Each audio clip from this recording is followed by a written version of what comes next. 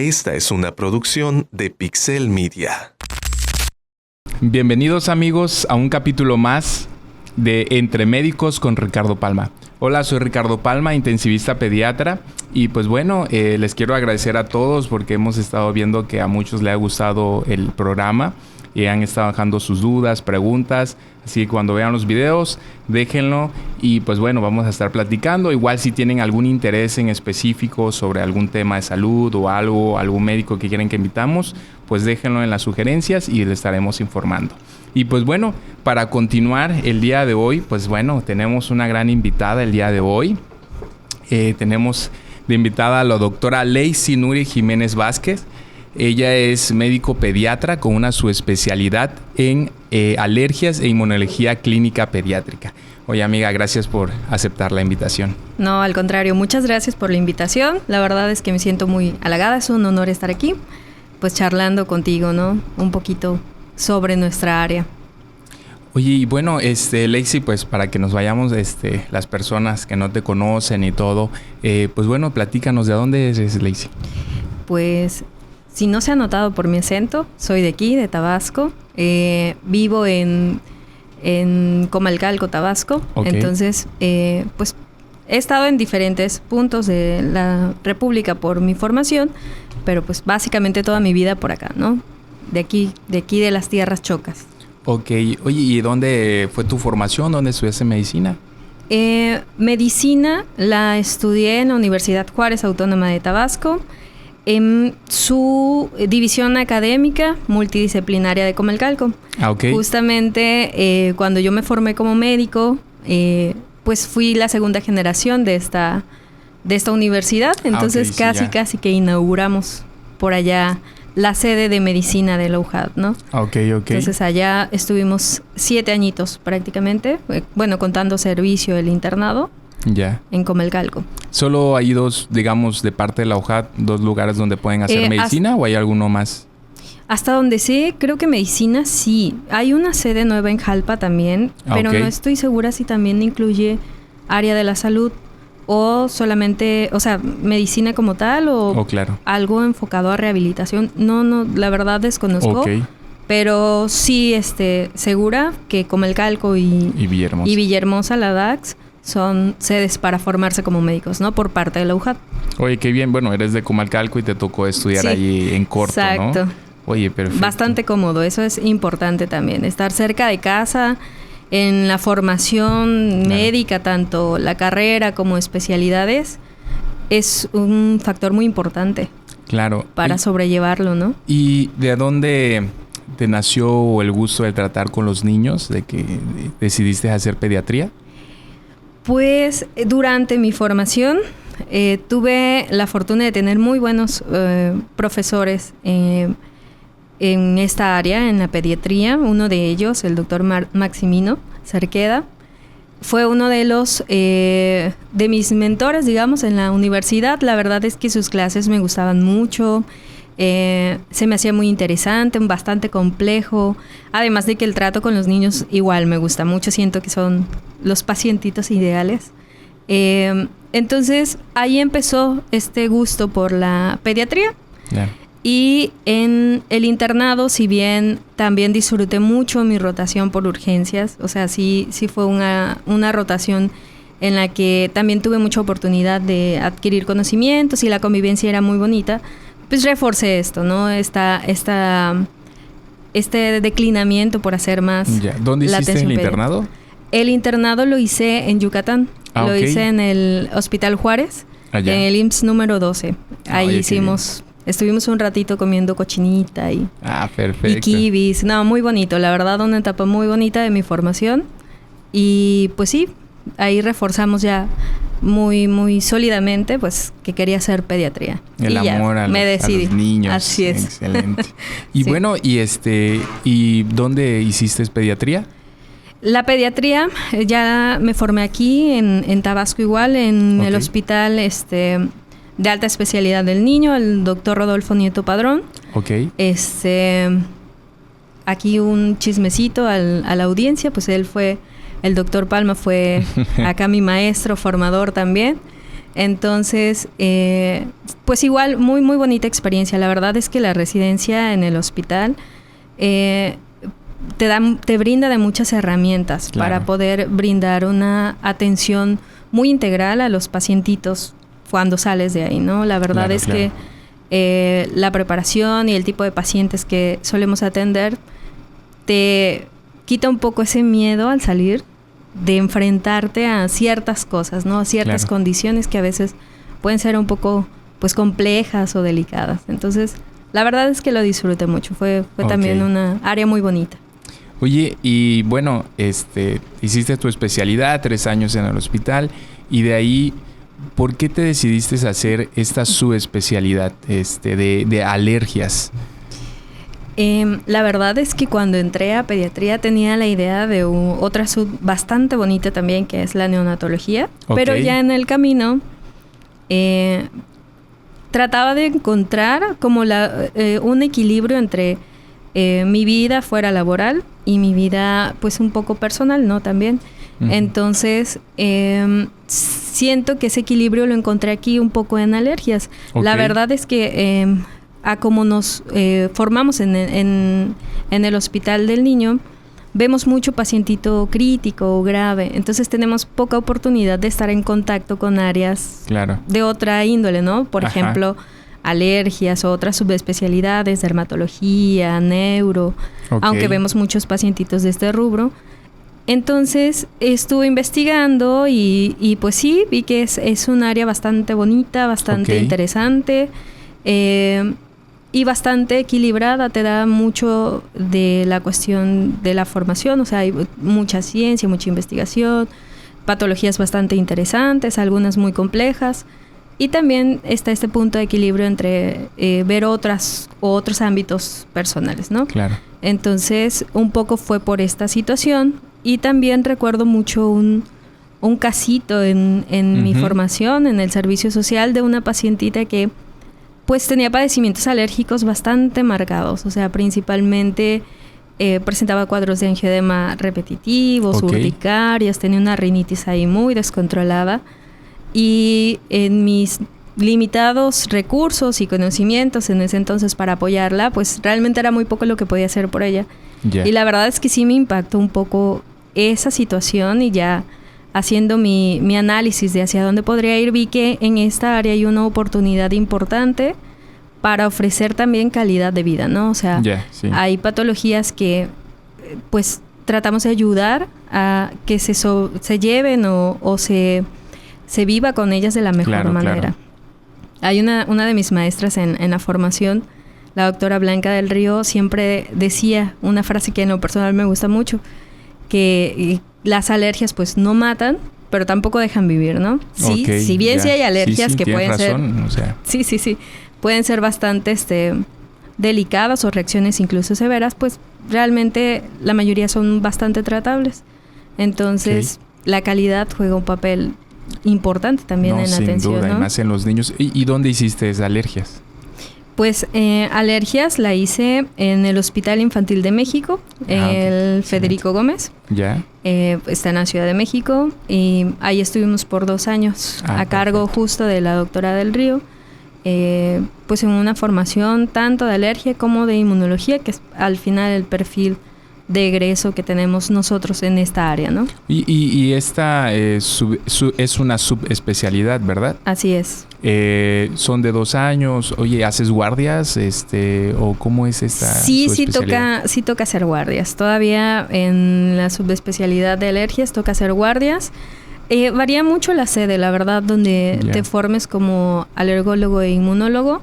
Hay algunas sedes en las que las guardias suelen ser bastante pesadas y tienen muchos pacientitos a cargo, y a veces pacientes bastante delicados. En el caso de mi sede, pues la verdad es que las guardias, si bien sí son pesadas, estás al llamado, estás interconsultando ciertas patologías en las cuales necesiten tu apoyo, pues también no eran ya tan exigentes como en la formación en pediatría. Entonces sí te daba tiempo de descansar en ocasiones o de terminar algunos pendientes académicos que demanda, ¿no?, la subespecialidad. Pero pues sí guardias aún, pero ya un poquito más tranquilas, ¿no? Como fueron en pediatría. No, en pues pediatría no sé cómo terminé, pero hay buenas anécdotas por ahí. No, oye, y pues bueno, para tener un poquito más de conocimiento sobre tu subespecialidad, en sí, ¿de qué trata esta especialidad? Es alergias e inmunología clínica pediátrica. ¿De qué trata esta subespecialidad? Bueno, el perfil de un médico alergólogo e inmunólogo pues es aquel profesional de la salud que está especializado en el diagnóstico, el tratamiento, el seguimiento, la prevención de enfermedades que afectan o que generan una patología del sistema inmune, ¿no? Uh-huh. Estas enfermedades pueden ser dadas por una respuesta exagerada del sistema inmune, una sobrerespuesta, un estado de hipersensibilidad que básicamente nos vendría desencadenando las alergias, o de respuestas deficientes o una pobre reacción, ¿no? del sistema, en el cual pues estaríamos hablando de inmunodeficiencias o de errores innatos de la inmunidad, ¿no? Entonces, básicamente el alergólogo e inmunólogo ve estos, a grandes rasgos, dos grupos que pueden afectar y que van a manifestar ciertas patologías. En la formación, pues realmente se nos capacita, se nos adiestra en cuestiones, conceptos de inmunología tanto básicos como avanzados para entender el origen de todas estas patologías que puedan aquejar al sistema inmune, y también de herramientas diagnósticas, de capacitación de ciertas técnicas para establecer ciertos diagnósticos certeros y realizarlos, ¿no? en nuestra práctica diaria. Y también vemos una parte de otras áreas formativas o otras áreas de subespecialidad que ya se enfocan, digamos, más en órganos específicos o sistemas específicos, ¿no? Como puede ser la neumología, la otorrino,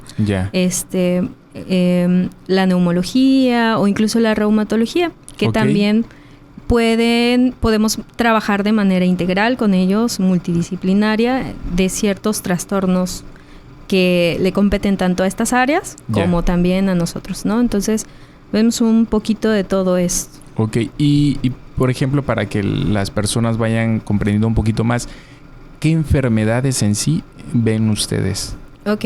Bueno, entre las enfermedades que afectan al sistema inmune, las que están dadas por una hipersensibilidad son principalmente las alergias, ¿no? Están en este grupo de enfermedades, pues las más comunes de las que podríamos hablar están la rinitis alérgica, la conjuntivitis alérgica.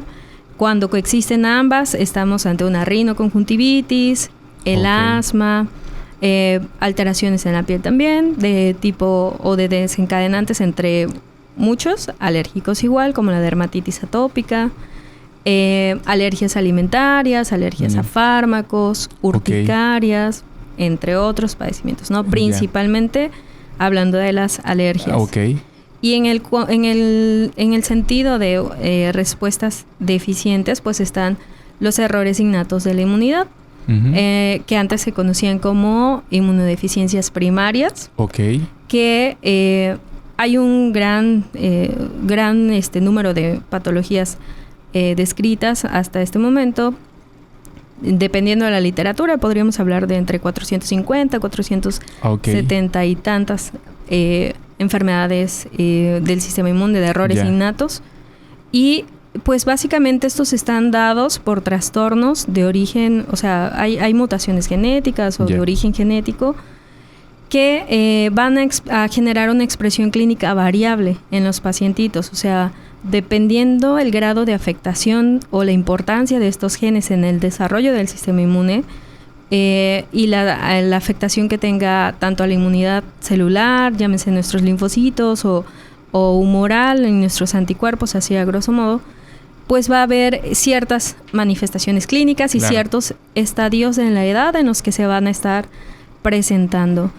Pero a grandes rasgos podríamos decir que son pacientitos que van a estar manifestando infecciones recurrentes Pueden ser de la vía respiratoria o incluso gastrointestinales, afectaciones cutáneas, siempre. Ok. Un niño bastante chico, un lactante de 1 mes, 2 mesecitos que tenga una dermatosis generalizada bastante severa, siempre es importante pensar en errores innatos de la inmunidad. O sea, Ok.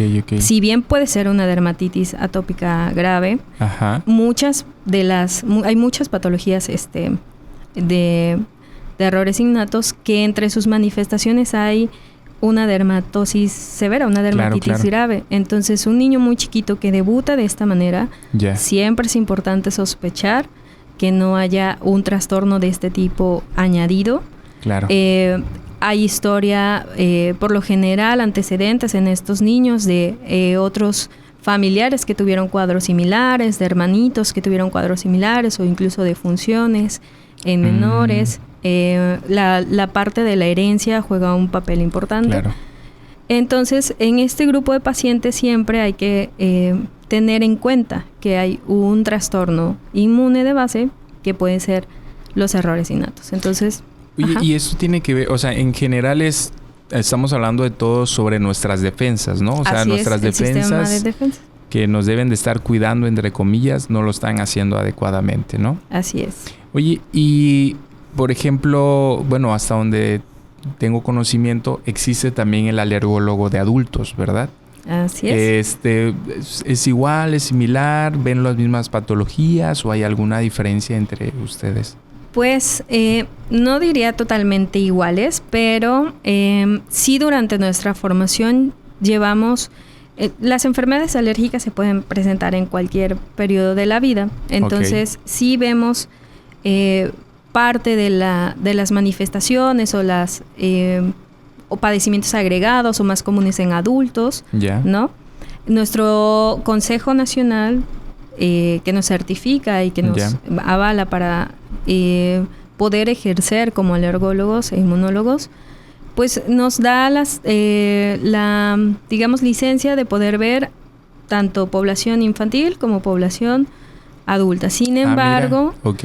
sí hay patologías que son mucho más frecuentes en la etapa infantil, que a veces quizás una formación de adultos no ven con tanta frecuencia. Claro. Y también patologías que son mucho más frecuentes también en adultos, ¿no? Que nosotros que nos formamos en un área totalmente pediátrica, pues no tenemos la oportunidad de ver con tanta frecuencia igual. Entonces, Oye. aquí en la formación nos da herramientas a ambos para poder sospechar, diagnosticar o incluso dar un seguimiento, un tratamiento a ambas poblaciones, pero sí dependiendo los grupos etarios, sí hay cosas que son más frecuentes o no. Por ejemplo, nosotros pediátricos vemos en niños mucho más frecuentes ciertas inmunodeficiencias, o es más frecuente que podamos encontrar inmunodeficiencias que se expresan muy temprano en la vida. Claro. A diferencia de los adultos, que también hay debut de ciertos errores innatos en este grupo, pero es menos frecuente. Casi siempre, al menos las más severas, las podemos encontrar en los primeros años de vida, ¿no? Y igual hay otras patologías o autoinmunidad o otras comorbilidades que en adultos es mucho más común que lo vean, ¿no? Entonces, quizás cambie un poco esta parte, pero... Pero sí me asombra porque, pues, digamos que la mayoría de las subespecialidades en pediatría, pues, digamos, estamos enfocados en tratar a niños, ¿no? Uh-huh. Por ejemplo, en mi área de terapia intensiva, pues, en general vemos hasta los 18 años y en algunos lugares hasta 21, ¿no? Y en unas partes del mundo hasta solamente 15 años, pero casi en general es 18 años. Porque sí hay muchos cambios, ¿no? Por ejemplo, nosotros no es común, digamos un ejemplo, ¿no? Que veamos un infarto en niños. Claro, sí tenemos en ciertas patologías, pero no es lo común que un niño, ¿no? Veamos, yo voy a pensar en otra patología y en el adulto, pues quizás van a pensar primero en un infarto. Claro. Y aquí me queda, pues, de que ustedes puedan también ver esa parte del adulto, ¿no? Sí, podemos dar seguimiento. La verdad es que... te digo, sí hay cosas que tal vez salen un poco de nuestra área formativa, quizás no vemos tan frecuente como los adultos, y ahí la verdad es que toca o referir al especialista pues que tenga más experiencia, porque también la experiencia juega un papel importante, o solicitar ayuda, ¿no? Generar una atención integral, multidisciplinaria. Pero en general sí podríamos. La realidad es que casi siempre nos enfocamos más como en nuestras áreas formativas. O sea, sin duda. Al ver más niños, nos enfocamos más en niños, pero un paciente adulto con una crisis asmática, con una anafilaxia, una urticaria crónica, o sea, sí también podríamos verlo y darle un seguimiento, ¿no? Oye, no, me asombra esta parte, pero qué bueno que nos los comentas, y pues para eso es esto, ¿no? Que se podamos informarnos y tener nuevos conocimientos, ¿no? Tanto para nosotros como el personal de salud, como todas las personas que estén viendo este programa. Y bueno, ya hablando un poquito más sobre tu área específicamente, sobre las alergias, si nos puedes platicar un poquito en sí, ¿qué son las alergias? Bueno, la alergia es una respuesta, como decíamos, de hipersensibilidad. O sea, hay una reacción exagerada del sistema inmune a la exposición a ciertos componentes o alérgenos, ¿no? Que en ciertas concentraciones va a desencadenar una respuesta inmunológica en el paciente, que en otras poblaciones pues no se van a manifestar. O sea, hay un paciente que ya está en cierta manera predispuesto a esto, ¿no? Entonces, este estado de hipersensibilidad son las que nos van a estar desencadenando, activando ciertos mecanismos ahí inflamatorios, celulares, que van a generar los síntomas característicos de las patologías o de los órganos o sistemas que se estén afectando por esta sensibilización, ¿no? Ya sea pues manifestaciones a nivel nasal, ocular o bueno, pulmonar, dependiendo. Entonces básicamente es una respuesta de hipersensibilidad a ciertos estímulos que van a generar una reacción inmunológica, ¿no? Por mecanismos inmunológicos. ¿Y esto se da por algo? ¿Hay alguna circunstancia de por qué se dé que el cuerpo de una persona exagere a algo, no? Pues sí, la realidad es que son, las enfermedades alérgicas son bastante complejas, ¿no? Hay mecanismos de herencia, genéticos, ambientales, de alimentación. Muchos factores pueden influir para que una persona con el tiempo pues desarrolle una enfermedad alérgica. Principalmente, por ejemplo, pacientes que tienen la historia familiar de alguien, hermanos, padres, que tuvieron o tienen un padecimiento alérgico. A ese paciente lo predispone hasta un 30% más que el resto de la población a padecer estos estados alérgicos, ¿no? Al final, en estos pacientes, si bien la historia familiar juega un papel importante, hay otros factores que pueden afectar. Lo que va a generar el sistema inmune en ellos es que hay dos fases en general. En todas las enfermedades alérgicas hablamos de dos fases para que ocurra esta manifestación clínica o la expresión de la enfermedad. Está la fase de sensibilización y está pues ya la fase de alergia o de la expresión clínica. Cuando hablamos de sensibilización es cuando una persona se expone a cierto alérgeno. Este alérgeno es presentado por ciertos grupos celulares al sistema inmune.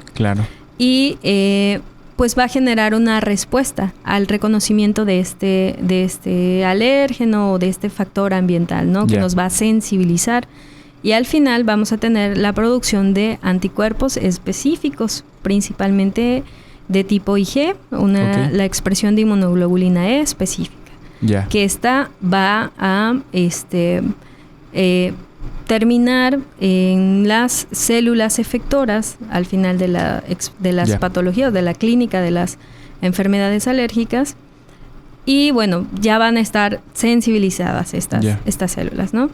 En una segunda exposición o en exposiciones siguientes, no es como que pase solo una vez, es exposición constante a estos alérgenos, ¿no? Ya en futuras exposiciones, en algún punto estas células que ya están con sus inmunoglobulinas específicas, su IG específica para ese alérgeno, cuando son reconocidas nuevamente, pues ya generan la respuesta inflamatoria, ¿no? La activación de estos grupos celulares que van a liberar ciertos mediadores inflamatorios que entre los mecanismos o la respuesta que se va a presentar va a estar pues la liberación, por ejemplo, de histamina, triptasa, prostaglandinas, ciertos mediadores que van a dar manifestaciones clínicas como pues el prurito nasal, en el caso de mucosa conjuntival, el eritema, la rinorrea, ¿no? Igual van a reclutar, o sea, se van a estar produciendo ciertas interleucinas que también van a estar reclutando más células inflamatorias que al final van a estar perpetuando este estado, ¿no? Entonces... Ok, y por ejemplo, tú mencionabas si hay antecedentes familiares que sean... Yo en una ocasión leía, comentaban, si papá y mamá son alérgicos, casi el 90% es que el hijo vaya a salir alérgico, ¿no? Pero si tú no tienes antecedentes de familia que sea alérgica y todo, ¿puede uno desarrollar alergia a algo? Sí, claro. La verdad es que hay muchos factores. O sea, están las cuestiones también ambientales, dietéticas, estilos de vida, que te van a predisponer o te van a ir aumentando tu probabilidad, ¿no? De que presentes una patología alérgica. Por ejemplo, se ha visto mucho que las biomasas, el tabaco son estímulos ahí constantes a vías respiratorias o mucosa respiratoria que eventualmente te pueden generar pues un proceso inflamatorio y estarte sensibilizando y vas a terminar manifestando una patología pues de índole alérgico. No, hay muchos mecanismos, o sea, no solo la herencia. Una persona, aunque no tenga antecedentes familiares, si bien disminuye un poco su probabilidad, también puede presentarlo. Ya. Sí, que sobre todo, por ejemplo, no hace mucho aquí en Tabasco empezaron, pues bueno, aparte del humo y todo, sobre todo los incendios o gente que quema basura y todo, pues aumentaron los problemas alérgicos, ¿no? A eso me imagino que te refieres, esa parte, ¿no? De biomasas. Sí, hay micropartículas en el ambiente también. Hay muchos factores también ambientales. Entra la cuestión de la epigenética, en la cual va a haber modificación en la expresión de ciertas respuestas, la producción de microARNs o ciertas cuestiones ya más específicas en las cuales por ciertos determinantes ambientales o del paciente va a ir o no silenciando o expresando ciertas respuestas en nuestro gen, ¿no? En nuestra gen. Hay una pregunta que siempre me hacen en el consultorio, es ¿las alergias se contagian? ¿Qué nos puedes platicar sobre eso? No, la realidad es que no. O sea, una enfermedad alérgica no es como una enfermedad infecciosa. Que bueno, hay un virus, una bacteria, algo que te está generando pues una enfermedad y bueno, esto muchas veces sí puede ser de índole pues contagiosa, ¿no? Las enfermedades alérgicas no, y la verdad es que es muy bueno tocarlo porque muchas veces pasa que los niños cuando tienen una rinitis descontrolada o andan con su asma descontrolada y están tosiendo, tienden a creer en sus escuelas o en sus estancias infantiles que están cursando con cuadros infecciosos, ¿no? Entonces, no es el caso. La realidad es que una enfermedad alérgica no es una enfermedad contagiosa. Por mucho que esté moqueando el nene o que esté con estornudos o con tos, no es algo que va a contagiar solo por presentar estos síntomas. Si hay un estado febril en un paciente que tiene una patología alérgica, entonces sí, siempre hay que sospechar si está coexistiendo una infección en ese momento. O sea, si tiene fiebre el niño, hay que descartar otra cosa. Exacto. Hay que descartar que no entonces haya una infección y que las infecciones la mayoría de las veces van a ser exacerbantes o van a estar descontrolando a los pacientitos alérgicos, ¿no? Pueden estar controladitos, tener un periodo de infección y bueno, empezar con sintomatologías dependiendo su patología, ¿no? Entonces, si hay un estado febril en un paciente alérgico, sí hay que descartar que no haya algo infeccioso, malestar general o dinofagia, o sea, otros síntomas ya más propios de cuestiones infecciosas. Bueno, pueden estar coexistiendo las dos y ahí lo que puede contagiar es la condición infecciosa. Claro. Pero la alergia por sí sola, que no haya fiebre, que solo sea su moquito por la mañana, sus estornudos en salva, bueno, eso no es algo contagioso realmente. ¿Y hay una manera de prevenir las alergias? Sí, la realidad es que se están estudiando muchas cosas. Hay una hipótesis que nosotros vemos durante la formación que se llama hipótesis de la higiene. Ok.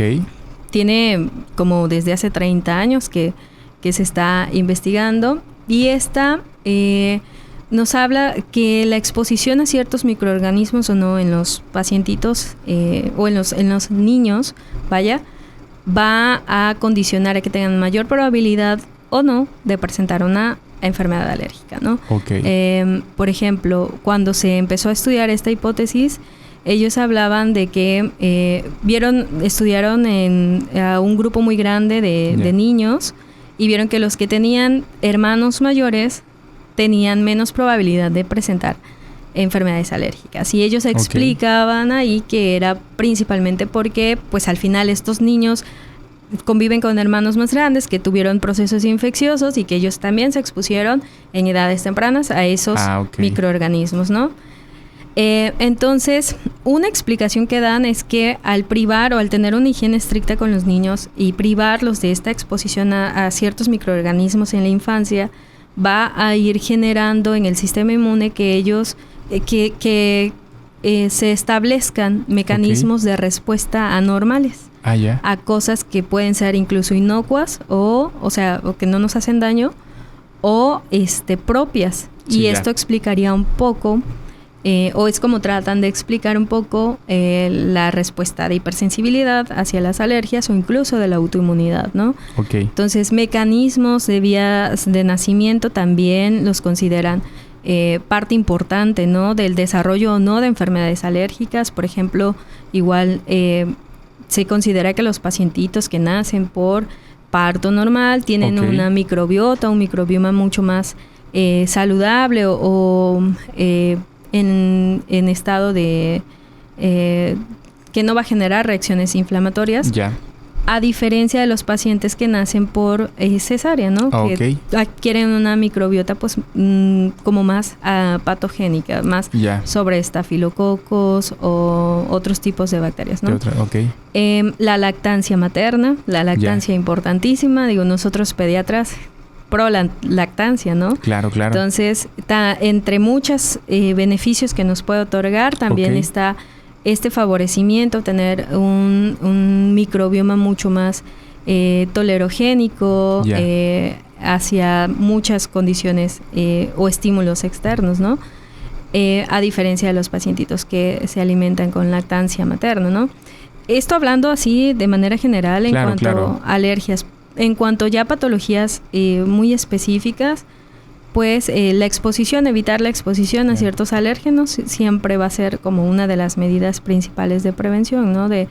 Si sabemos que ya tenemos una sensibilización al polvo, a ciertos animalitos, pues también esta parte es importante. Que hasta puede haber alergias para cualquier cosa, o sea, hasta los alimentos, para comida y todo. Sí, sí, o sea, tú te puedes sensibilizar.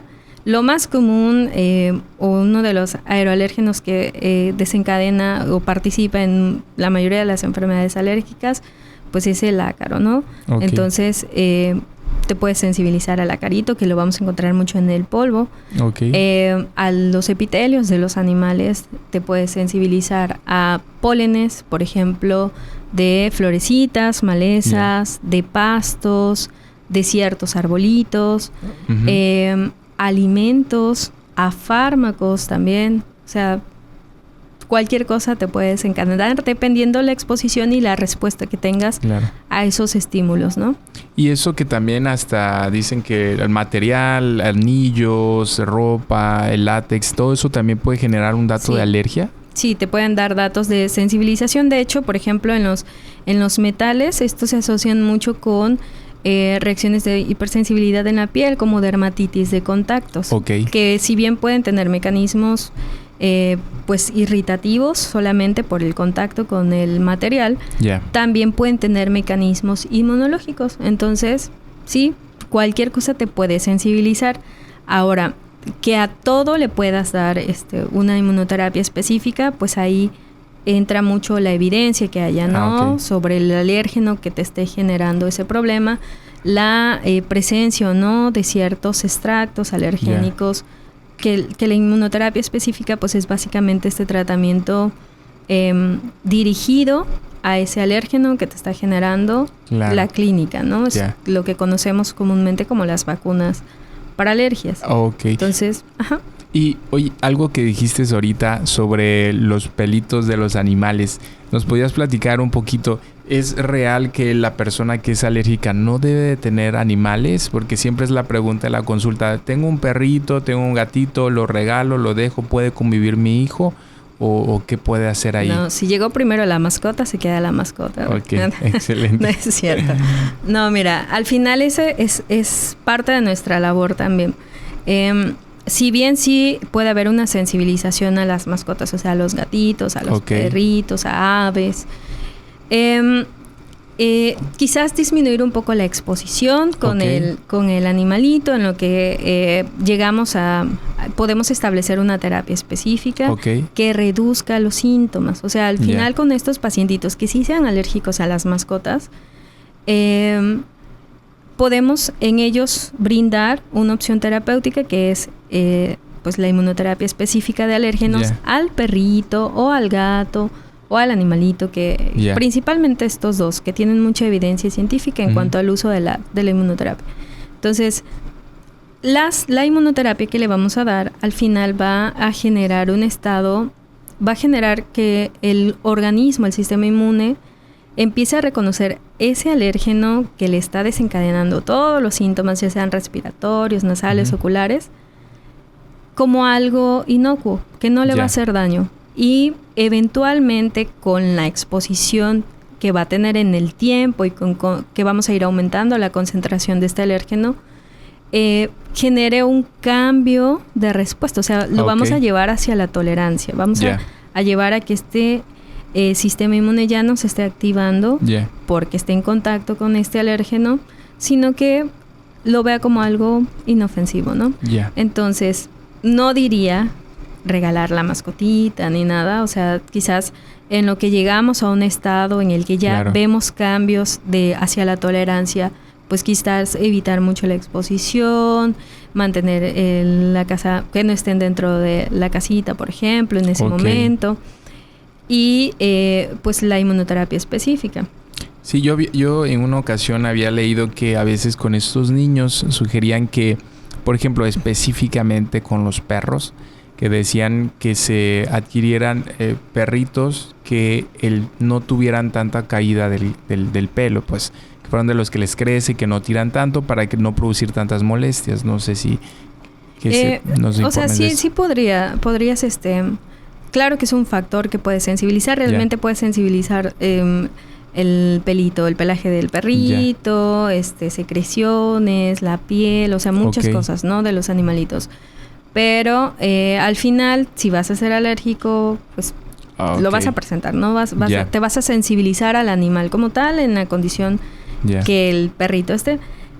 Si no tienes una alergia comprobada y no tienes una clínica con la exposición al animal, o sea, aunque seas asmático, aunque tengas una rinitis, pero tu alérgeno desencadenante no es un animalito, realmente no hay como necesidad o no hay un motivo para evitar la convivencia con estos animalitos o regalarlos, ¿no?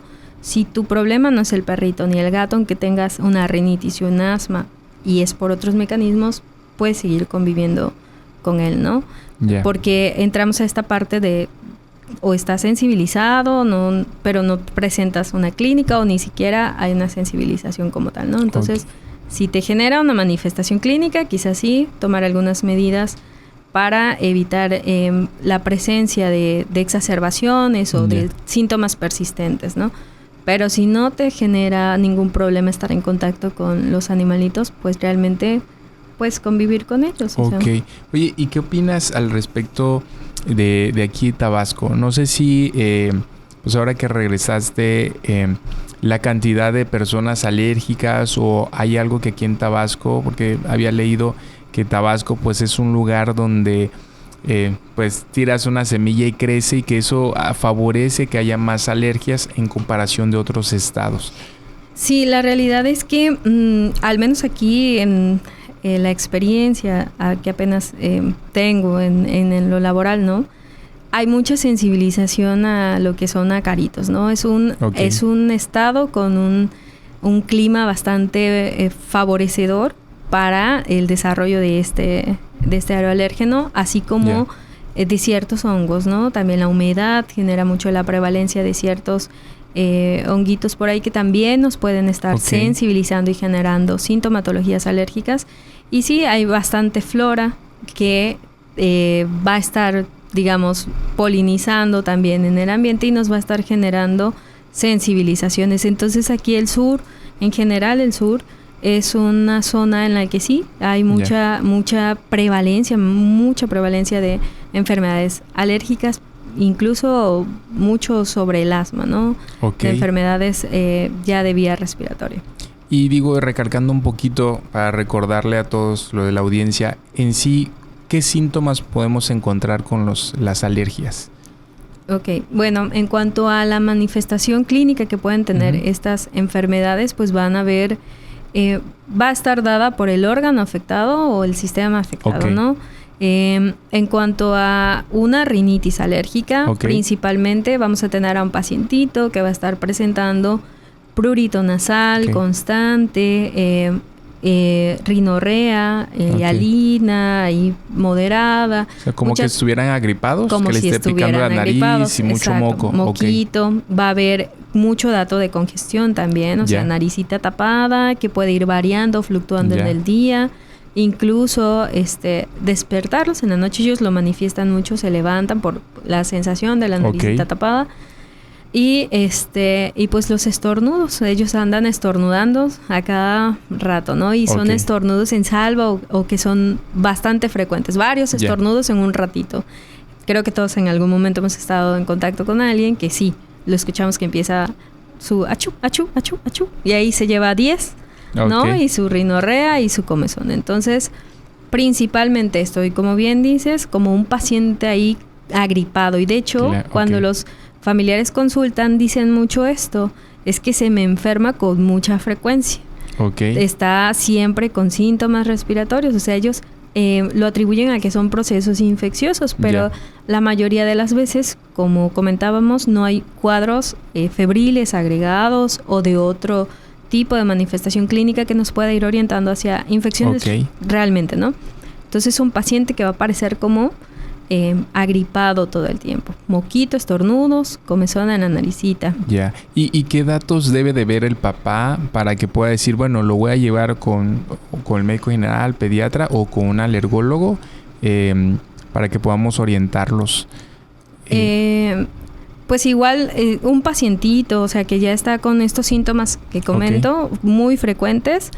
Y, por ejemplo, que lo asocia a desencadenantes, es decir, en el interrogatorio siempre es muy importante preguntar esto. O sea, ¿tus síntomas has notado que se exacerban con algo en particular? O sea, que tú estés acudiendo a tu casa y empieces con la manifestación. Estás jugando con tu perrito y empiezas con moquito, estornudos. O estás haciendo jardinería o en cierta zona de muchos arbolitos, ciertos arbolitos y empiezas, ¿no? Cierta temporalidad. Si te afecta más cuando estás fuera de casa o dentro de casa, todo esto que lleve como cierto patrón nos puede ir orientando a que necesita una atención ya por un especialista en esta área, ¿no? Sí, justamente cuando te das cuenta o empiezan a notar que sus hijos o tú como paciente, siempre que te expones al polvo a estas condiciones, empiezas con síntomas, pues es mejor acudir con un especialista y más si son bastante frecuentes. Esto hablando de rinitis. En la conjuntivitis viene siendo casi igual. Vamos a ver mucho eritema, va a haber mucho prurito ocular y igual mucho epíforo, lagrimeo constante, ¿no? Sensación de cuerpo extraño. O sea, que están rasque el ojo. Y casi siempre están en conjunto las dos patologías. Está tanto la manifestación nasal como la conjuntival, ¿no? En el asma sí es muy importante tener en cuenta lo que yo siempre le digo a mis pacientitos son principalmente 4 síntomas ahí a tener en consideración. Ok. Tos, que es una tos que puede estar asociada a procesos infecciosos, pero está ahí, es persistente en el tiempo, suele ser como en accesos cortos, seca, tiene ciertos predominios de horarios, matutinos, nocturnos, o incluso se despiertan por la noche tosiendo.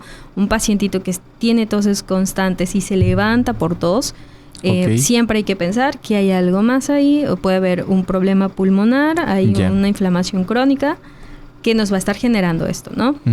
Se acompaña de silbiditos, sibilancias. Estas pueden ser percibidas por el paciente o no. Se presentan más en estados ya de agudización de los síntomas y incluso puede haber una opresión torácica. Entonces, estos 4 síntomas son los que principalmente se están manifestando, ¿no? En el asma, la disnea, la falta de aire. Entonces, ahí igual, ante un pacientito que tenga las características clínicas en cuanto a síntomas pulmonares como los que acabo de mencionar, pues sí es importante pedir mejor o acudir a una valoración ya por ya sea un médico pediatra o su referencia, ¿no? Con médico alergólogo. Entonces, nada más para recalcar para la audiencia, entonces, para pensar, vagamente en asma, que seríamos la tos, una tos seca, sería que le chille el pecho, como muchos lo dicen, ¿no? Dolor en el pecho y cierta dificultad respiratoria, ¿no? Que le falte como el aire, pues acudir inmediatamente a una urgencia o al médico especialista, ¿no? Así es. Y aunque no tenga un estado de dificultad muy marcada, o sea, porque aquí podríamos hablar de la crisis y de la clínica del asma como tal. Entonces, en el estado de crisis que hay una dificultad importante, hay un compromiso ya ahí ventilatorio, ¿no?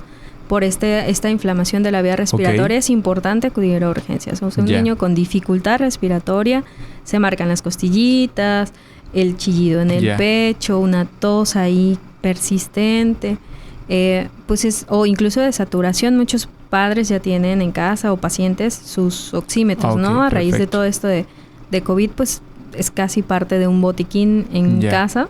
Entonces, estados de desaturación también condicionan a que mejor acudan a una valoración urgente. Pero aunque no tengan un estado así muy marcado, el que estén persistiendo con tos, que por lo general no les mejora con nada, esas exacerbaciones matutinas o nocturnas, pues igual es importante que acudan a valoración, ¿no? Oye, y hay una pregunta que estaba queriendo hacerte y la tenía ahí guardada hasta en lo personal. Y yo creo que a muchos le va a interesar. ¿Qué opinas de los remedios caseros? Pues bueno, muchos, sobre todo aquí en Tabasco, ¿no? Que sí para el asma, que sí para la moquera, que dicen, pues bueno, dale sangre de tortuga, que sangre de esto, aceite de lo otro, ciertos remedios, ¿no? ¿Qué opinas? ¿O hay algo que funcione de todo esto? La verdad es que en cuanto a estos remedios caseros, que sí he escuchado algunos bastante aceite de lagarto, creo. No, bueno, cosas así medio a veces terroríficas. Pues la verdad es que nosotros las recomendaciones que vamos a hacer son principalmente basadas en evidencia científica, ¿no? Entonces, muchos de estos remedios pues no tenemos un sustento científico que nos demuestre o avale su beneficio en ciertas patologías. Entonces, al no contar con esto, nosotros no hacemos por lo general recomendaciones hacia el uso de estos remedios. Creo que ya son pues cuestiones, costumbres o culturales que muchas veces, si ven que funciona en tal o cual persona, pues quieren replicarlo. Y a veces, tal vez coincide que la toma de este tipo de remedios, por ejemplo, en un asma o en el diagnóstico erróneo quizás de un asma en un niño muy chiquito que normalmente va a tener cuadros infecciosos, ¿no? De repetición, respiratorios, y estos suelen ser más por virus, y esos virus dan síntomas muy parecidos a un paciente con asma. A veces dificultad, silbidito, ¿no? Entonces, tal vez solo el niño ya estaba saliendo de ese periodo en el que era más susceptible y listo, se quitó, no era un asma. Claro. Entonces coincide, ¿no? Sí. Entonces, si no tenemos una evidencia científica como tal, pues no podemos hacer recomendaciones del uso de este tipo de remedios. No lo aconsejaría. Mejor es siempre consultar para ver otras alternativas de tratamiento. Pero pues sí podemos, por ejemplo, la cuestión dietética, te digo, principalmente en niños, que ya yo sé que soy mamá alérgica, mi esposo es alérgico, mi hijo ya es alérgico, bueno, priorizo darle la lactancia materna, que sabemos que le va a ayudar a prevenir ciertas enfermedades alérgicas, dejar que el niño juegue, que el niño crezca, o sea, no limitarlo a la exposición con su ambiente, que también esta situación al final puede ser benéfica, ¿no? Entonces, hay otras recomendaciones, la vitamina D, el zinc, la vitamina C, toda esta cuestión es de vitaminas, minerales, algunas, pues sí se están estudiando, se está viendo su relación con las enfermedades alérgicas y los beneficios que pueden tener. Aún no hay una recomendación muy fuerte en la prevención de ciertas patologías. Todo sigue como en estudio, pero en un futuro yo creo que hacia allá va esta recomendación, esta prevención, ¿no? El uso de ciertos medicamentos, ¿no? O los probióticos también. Por ejemplo, el microbioma, la microbiota ahorita está en todo, o sea, ahí estamos viendo el futuro de la prevención de muchas enfermedades, tanto de tipo alérgicas como autoinmunes, ¿no? Sí, sin duda. Entonces, el fortalecimiento, el favorecimiento de una microbioma o microbiota sana es hacia donde vamos la alimentación, que no sea tan occidental, tan saturada de comidas procesadas, enlatadas, ¿no? Sí, claro. El ejercicio también, todo esto quizás sean medidas que nos sirvan más que el hecho de usar algunos remedios que tal vez nos carecemos mucho de mejor cuidemos a los animalitos, por favor. Sí, porque sí nos ha tocado cada cosa. Sí, con así esto. es. Oye, y para ir abordando sobre el tratamiento, mencionabas mucho sobre pues bueno, hay fármacos que ayudan a controlarlo, ¿no? Como los antihistamínicos, que sí para el moquito y todo. Pero esto, como en las vacunas que tú mencionabas, ¿eso de vacunas es para todos o se tiene que hacer alguna prueba en especial? Sí. ¿En qué momento se hacen? En el abordaje de la enfermedad alérgica, ya cuando tenemos a nuestro paciente que vemos un posible desencadenante o que sospechamos fuertemente de una sensibilización alérgica, pues nosotros realizamos un estudio que se llama pruebas cutáneas de alergias. Estas pruebas básicamente consisten en colocar el alérgeno o los alérgenos. Esto se va condicionando dependiendo de la región geográfica. O sea, no es lo mismo un panel de alérgenos respiratorios, por ejemplo, aeroalérgenos, de aquí del sur a un panel del centro del país o del norte del país, ¿no? Lo vamos adaptando en base a la flora y fauna habitual de nuestra localidad.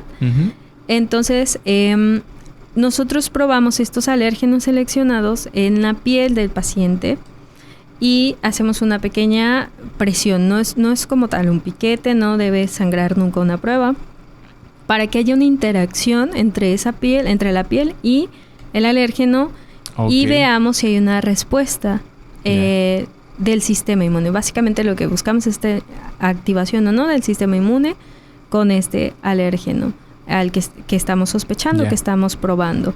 Cuando esta respuesta es positiva, cuando vemos que sí hay una reacción, entonces, si esta sensibilización que demostramos por pruebas genera la clínica o explica un poco la clínica del paciente, podemos seleccionar estos alérgenos y entonces sí ofrecer una terapia específica de alérgenos. Ya sabemos que el gato, el ácaro y no sé, un roblecito por ahí son los que nos puedan estar dando este descontrol de síntomas, que aunque tengamos tratamientos de base, tal vez no logramos llevarlo a la remisión de la sintomatología porque se está exponiendo constantemente a esto. Entonces, creamos vacunas que vamos a ir administrando en cierto tiempo, por lo general tienen una duración de 3 años. Y vamos a ir aumentando la concentración que le vamos a estar dando al paciente hasta llegar a un estado a una concentración máxima que llamamos mantenimiento, que es la que está comprobada, sabemos que va a generar esos cambios inmunológicos y van a ser permanentes, ¿no? Y lo mantenemos ahí para llevarlos a tolerancia, a una exposición con este alérgeno futura que no les genere ya la patología, ¿no? La expresión clínica. ¿Y esta prueba se le hace en alguna edad o desde el bebé se lo podemos hacer? Sí, la realidad es que las pruebas cutáneas se pueden hacer desde el mes de vida sin problemas. Nosotros principalmente en pacientitos muy chiquitos solemos hacerlas ante sospechas de alergias alimentarias principalmente, que lo cual es muy importante establecer un diagnóstico muy certero para evitar dietas de eliminación innecesarias o muy bueno, que no sean indicadas en el paciente, ¿no? Sin embargo, al final el objetivo de nuestras pruebas es justamente esto, hacer un diagnóstico y ver una opción terapéutica, ¿no? En base a este diagnóstico. La inmunoterapia está, por cuestiones de seguridad, es preferible administrarla a partir de los 2 añitos o incluso un poquito más grandes. Entonces, si tenemos un pacientito con rinitis o otra enfermedad, no precisamente una alergia alimentaria, pues por cuestiones de seguridad podríamos hacerlo a partir de esta edad, porque si hacemos las pruebas al final con el objetivo de poder ofrecer esta terapia específica, ¿no? Entonces, ya teniéndolo, damos la inmunoterapia, pero las podemos realizar desde el primer mes de vida, son bastante sensibles, los resultados son bastante rápidos, entre 15 minutos, 20 minutos, podemos hacer una lectura y pues son muy seguras. La realidad es que el riesgo de que haya algún efecto por ahí adverso es muy bajito y si este se presentara, al final también tenemos la capacitación y los recursos para poder revertir estos procesos, ¿no? ¿Y esas vacunas que mencionas son tomados o van inyectadas? Hay varios tipos. Hay pues vacunas subcutáneas y hay vacunas orales también, ¿no? Entonces, dependiendo la que elijas, puede ser una inyección ya sea mensual o cada 15 días, 2 veces a la semana al inicio y después cada 15 días del alérgeno, o pueden ser tabletas orales, que ya también hay presentaciones de inmunoterapia en tabletas, o sublinguales, gotitas que se van a colocar bajo la lengua para buscar los mismos efectos, ¿no? ¿Y eso va dependiendo del resultado o...? Pues mucho también sobre la elección del paciente. Cuando tenemos polisensibilización, la realidad es que si hay casos en los que los pacientes presentan alergias a muchos arbolitos, muchas malezas, y bueno, ahí tenemos que seleccionar nosotros qué alérgenos vamos a utilizar, ¿no? En estos casos, las guías recomiendan hacer estudios mucho más moleculares para hacer una terapia muy específica y bien dirigida hacia los que nos están generando principalmente esta sensibilización. La elección pues va a variar. Hay la mayoría, pues en el caso de los niños, por comodidad, pues probablemente prefieran una vía oral, ¿no? O cierto grupo de pacientes pueden ser candidatos a cierto grupo de inmunoterapia específica en la cual ya hay una preselección de ciertos alérgenos que si cumplen con ciertos grupos, pues pueden adquirir este tipo de inmunoterapia, ¿no? Que se llaman alergoides, ya casi siempre es una aplicación mensual. Y si no, pues una vía subcutánea, si por tiempo, por comodidad, porque al final la inmunoterapia sublingual pues sí tiene que ser una administración de lunes a viernes y es muy importante el apego. Entonces, influyen muchos factores que se tienen que ver con los pacientes y pues no todos pueden ser candidatos. Sí hay pacientes que tal vez por ciertas condiciones no podamos iniciar la inmunoterapia, pero sí es importante siempre saber si hay una sensibilización de base que exacerbe sus enfermedades alérgicas, ¿no? Oye, y nada más para sugerencias a otros personales médicos, ¿en qué momento yo como médico debo de referirte al paciente?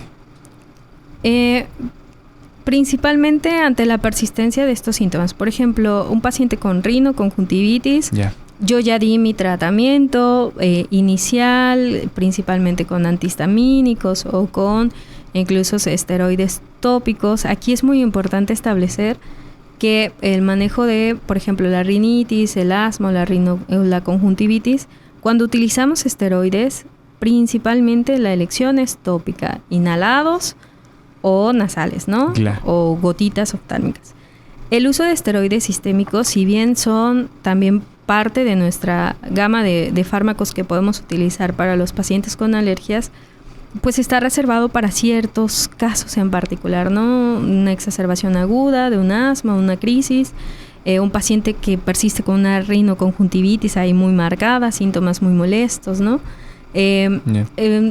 Una rinitis igual muy persistente, que a pesar de que ya estamos dando el tratamiento no mejora, bueno, podemos dar ciclos cortos, sí nos lo sugieren.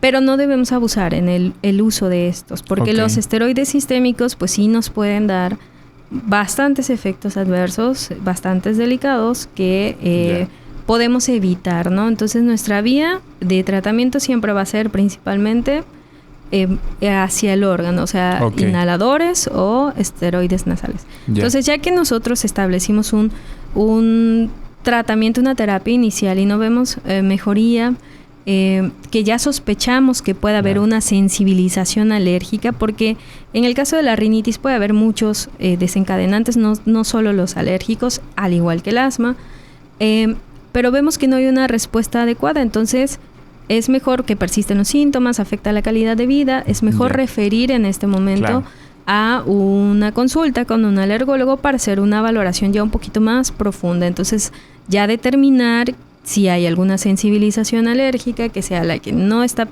dejando que nuestra terapia, que pueda ser la adecuada, esté llevando al control al paciente, ¿no? Entonces, en estos casos es mejor referir al pacientito.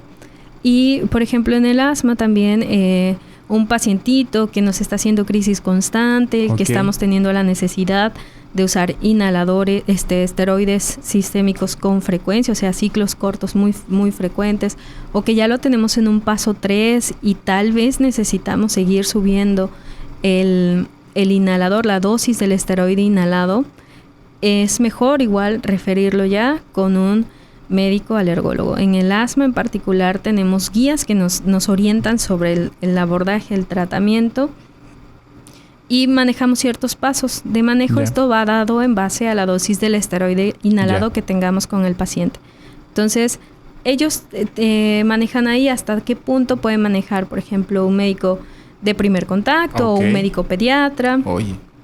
Y ya en pasos más avanzados, o ya dosis intermedia, dosis altas, o segundos o terceros controladores en los pacientes, pues es mejor ya referir con el alergólogo. Entonces, en esto nos podemos quedar que hasta un paso 3, tal vez un pediatra pueda tener a su paciente, y si lo puede llevar al control e ir disminuyendo la dosis, perfecto. Aún así, siempre es importante una valoración por alergias para ver que no exista esta sensibilización que al final puede seguir descontrolando al paciente, ¿no? Pero ya llegamos a este punto y necesitamos más, mándalo. Oye, la verdad es que yo creo que sobre todo aquí en el sur y Tabasco, pues abundan las alergias y de todo, ¿no? Hasta alimentos, mariscos, como lo hablábamos en la plática, ¿no? El polen y el polvo. Y sin duda son temas que me gustaría que definitivamente pudieras regresar y platicáramos solo de la rinitis alérgica, o sea, de todo eso, porque al fin y al caso es una patología, ¿no? Como el tratamiento, el manejo, la conjuntivitis y sin duda el asma, ¿no? Que abunda en este estado, que a veces hacemos también, muchos niños los encasillamos como asmáticos y no tienen que ver, y otros que sí son asmáticos, pues retardamos el tratamiento, ¿no? Y el manejo. La verdad es que yo espero que puedas regresar nuevamente. Con todo gusto. Sin duda yo creo que necesitamos más tiempo para hablar todo eso, y definitivamente te tenemos que traer de nuevo otra vez, Lacey. Sí, definitivamente. muchas gracias. No, la verdad es que te agradezco mucho, o sea, que hayas venido y nos hayas empapado toda esta información que para muchos de nosotros es algo nuevo, novedoso siempre, y sobre todo yo creo que todos, hasta yo en lo personal, vivimos con alergias y ahí nos vamos cuidando, ¿no? Sí. Poco a poco. Sí, la realidad es que ya un gran porcentaje de la población mundial ya tiene un padecimiento alérgico, ¿no? Sí. Entonces, sí, realmente son patologías bastante complejas que cada una tiene toda su expresión, todos sus desencadenantes, todas sus opciones terapéuticas específicas. Entonces, sí, con todo gusto, en una charla futura podríamos irlas abordando ya no, definitivamente, un poquito mejor. Créeme que ahí va a estar ya lo vamos a agendar terminando esto. Perfecto. Definitivamente. Oye, pero bueno, para las personas que nos están viendo y todo, ¿dónde te podemos localizar? O si quieren una valoración contigo, ir a una consulta.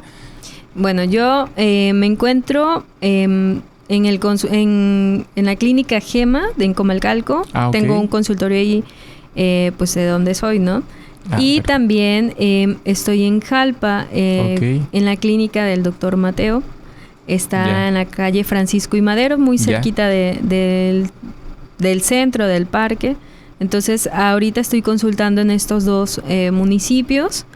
Y bueno, cualquier cosa también se pueden comunicar conmigo a través de, ya sea mis redes sociales, en Facebook, como doctora Lacey Nuri Jiménez, y en Instagram igual como doctora.laceyjvásquez, o a mi número 933-154-7880, ¿no? Cualquiera de estos medios, o incluso en redes, en internet tenemos también nuestra página de Doctoralia, por la cual nos pueden buscar e incluso agendar sus citas en ese momento. Sin duda. Ya vamos a ver si nos regalas un día y estés acá también en Villahermosa valorando pacientes. Digo, haces una maravillosa labor estar en los municipios, que también necesitamos personas preparadas como tú en eso para poder ayudar a todos esos niños, ¿no? Así es. Oye, pues bueno, la verdad es que Lacey, te agradezco mucho que hayas venido el día de hoy, y pues bueno, vamos a estar al pendiente de todo. No, muchas gracias. Muy honrada por la invitación. No, muchas gracias. Gracias. Bien. Hasta luego.